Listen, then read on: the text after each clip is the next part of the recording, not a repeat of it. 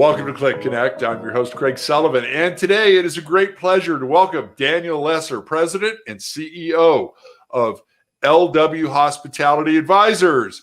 Daniel, how are you? I'm terrific. How are you? Great, thank you. I really appreciate you being on the show today. Thank you for the invite. I wanted to set the stage a little bit.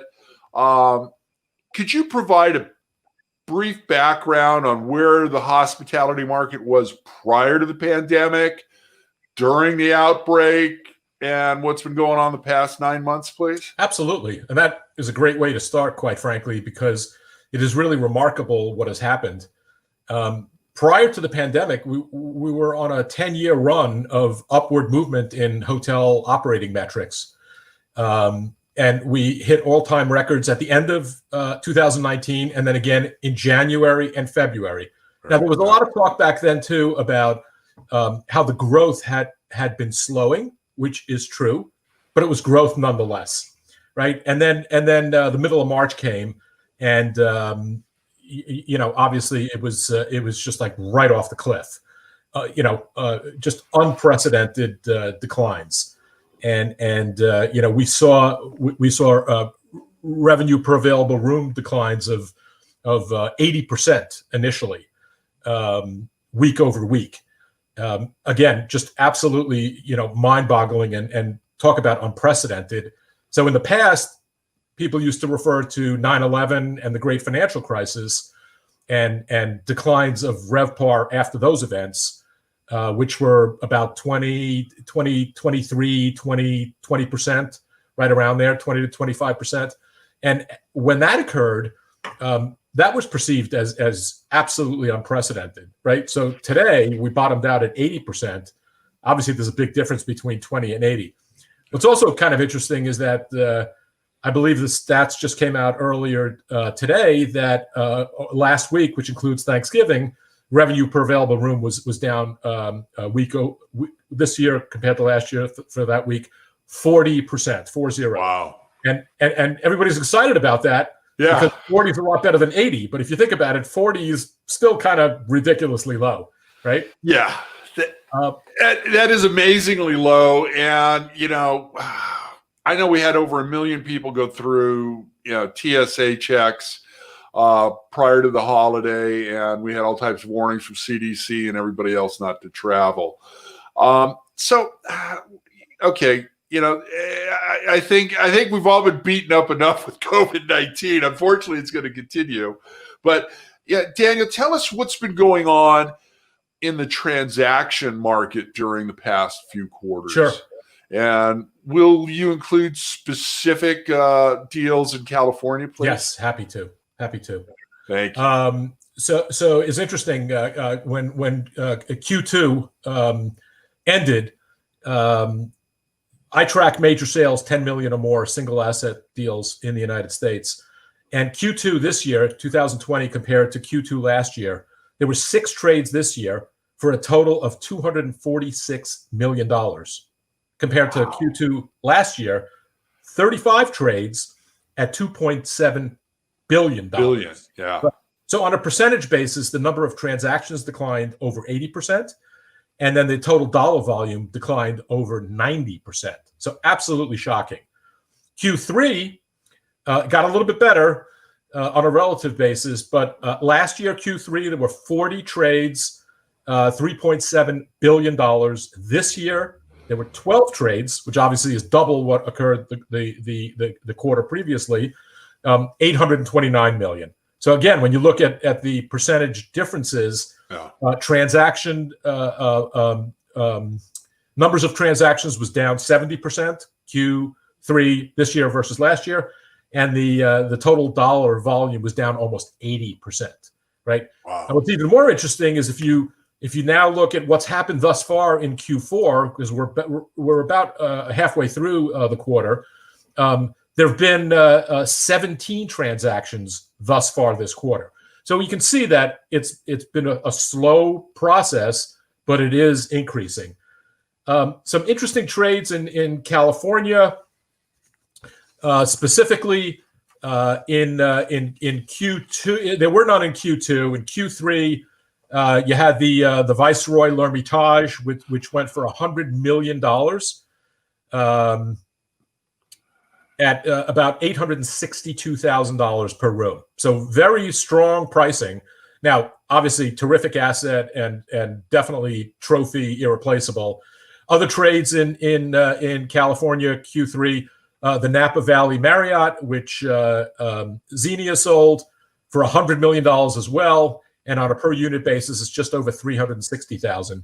And then the last trade for Q3 was the Georgian Hotel in Santa Monica, $62.5 million, works out to $744,000 a key. So there's still some pretty healthy numbers occurring.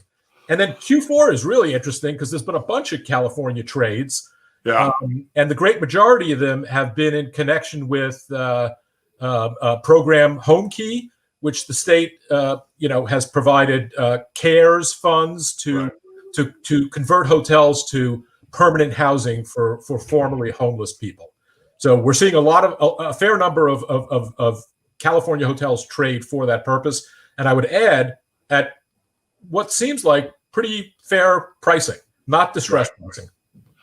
And they've all been, as far as I know here, at least in the Southland, they've been all cash transactions. And I'm sure it's the same up in Northern California for that program as well. You had an interesting announcement the other day that you were telling me about with Oxford Capital. You want to go into a little detail on that? Sure.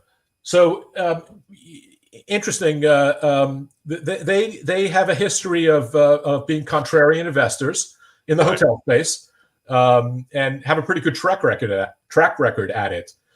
They started back in the RTC days in the early 90s. And they just announced earlier this week an acquisition of a portfolio of 5 assets in the Bay Area. And I think it speaks volumes. Again, we're talking about smart, sophisticated, hotel-centric investor, right, who's making a big bet in Northern California. Right. So, which frankly doesn't surprise me because I think that's what the smart money's doing now. They're investing in the urban 24/7 markets, which used to be the darling markets and today have suffered greatly from the pandemic. But they also have, as far as I'm concerned, the most upside. At this point, the air's out of the tire. It really can't get too much worse. It's only going to get better. I don't believe it's if, it's when. And how long it's going to take when it does begin to get back to 2019 levels.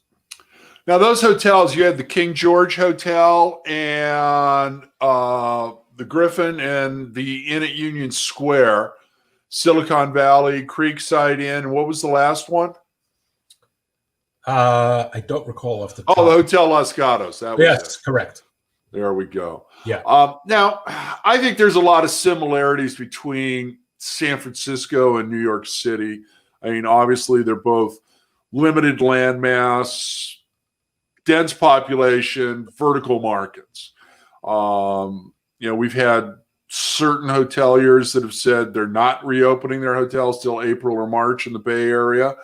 Are you projecting that we're going to see some of the same things happen in San Francisco as in Manhattan, where some of these hotels are not going to come back?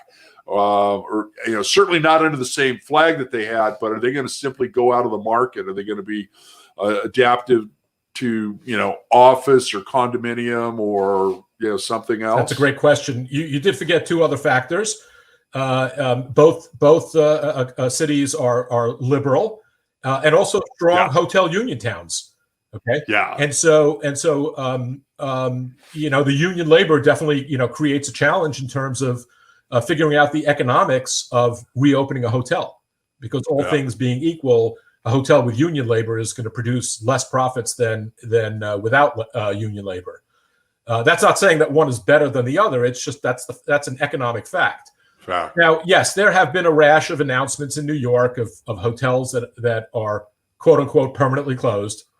I wouldn't believe everything you hear, right? There is some fake news out there. For example, the Hilton Times Square, right, on 42nd Street. If you know the building, I cannot imagine. It's about a 25-year-old building, and the way it's configured and where it's located, I don't see it as definitely not a residential conversion. I don't think the building itself works out to, physically for that. And office maybe possibly, but again, it's not configured that way. I don't think that's and so to your point, right? I really believe that hotel will reopen as a hotel. It may not be a Hilton anymore. Yeah. Now, on the other hand, the Roosevelt Hotel, which they announced in Manhattan, is finally not going to reopen. That one I believe, because frankly, there was an opportunity 10 years ago during some boom times to tear that down and redevelop the property, and it didn't happen. And then the market came back, and so the economics were such that the highest and best use was to continue to run it as a hotel until now. Absolutely. My friend, I hate to tell you this, but we are out of time, and it's time for you to give the audience a shameless plug. How can they get a hold of you? And hopefully you can get a couple of assignments out of them. Well, thank you so much. I really appreciate it. So obviously I'm on LinkedIn, and Daniel.lesser at LWH Advisors, ADVISORS.com. Perfect. Thank you, Daniel. Thank you. And I'd like to thank you, our guests and our audience, for joining us today and for watching. And if you could, please subscribe to our YouTube channel and ring the bell for notifications. And remember to be nice out there, be kind, share your knowledge, and now go be amazing.